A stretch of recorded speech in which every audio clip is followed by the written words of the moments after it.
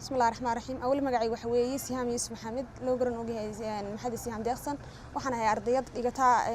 كلية محمد جامعة جكتشجا قارهان faculty of midwifery والله واحد هاد حلي جيجو رسي جوصور لاتين عن وحوريو برجان دقن شري سكول كهوسة دحى لكن ما نقول قرو شرين أفرد يروان سكيت فوري جرسه والله ما قرن كرواي أدبان ويا برجع والله ارتادي أدبان وفرحين عن محي هذا كان استحاد سويستاجو مركان أركي وليل بدن عن لا ترتمه maxay hayday tatanku koobnaa oo 3 gabdhood oo kaliya tayaan waxayn iyo 7 wiil 10 qof aan ka koobnayn marka laba kaalinta koobaad kaalinta labaad waxa galay 2 wiil kaalinta saddexaadna nafteedana ka soo dhex muuqatay farxad gooniye bay ahayd inaan kaalinta saddexaad ka soo dhex muuqdo oo maxay hayday wiil la tartamo mid kale maxay hayday isma lahayn wad guuleysan doontaa laakiin qof la dhageysan karo guuleysan kara inaan ahay ayaan maxay hayday xaqiiqsaday dhiirigelin baan ay sameysay inaan stage soo istaagon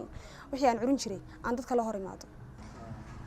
aan ku guuleystay waxa la yiraahdaa haweenimo waxaan ku bilaaban saasatan anigu hawa raaci maayo haadaan iska tuuri maayo ruuxdeeda halayni maayo haco iska yeeli maayo antida iska bixini maayo haweenimo dhaaf maayo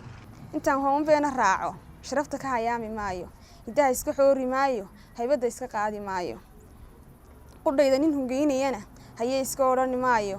hore iska raaci maayo hana qalays goyni maayo nafteyda hibeeyni maayo halaq soo quuri maayo haasawo doqon yeeli maayo intaan haqalka u taago hebla ay oran maayo horarku ii dhawaani maayo aabahay habaari maayo fadeexan u hoyni maayo hoqiyo cilbadina maayo hirtaanyo kororsan maayo halka aan maanta joogo horaan uga sii socdaaye intaan hiyigayga gaabsho rajada hoos ma dhigaayo karaamada lii hagoogay intaan kibir uga hayaamo wala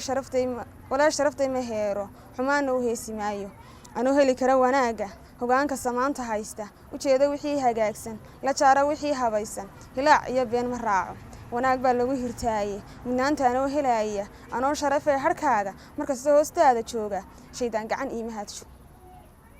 wallahi haddaan reer yeeshoon awlaad dhalo iyo maxay hayd intan aan dhalinyar tahayba waan sii wada doonaa Abdullaahi naftayda intaan naftayda igu jirtaba oo mar kore heerkaasan ka gaari doonaa laakiin heerkii ay naftayda gaarsiisay baan ka gaari doonaa arrimaha jacaylka kale waan ka curiyay arrimaha daadsiga kale waan ka curiyay arrimo yara tifaafil oo kale ahna waan ka yara curiyay haba u badnaadeen dhanka jacaylku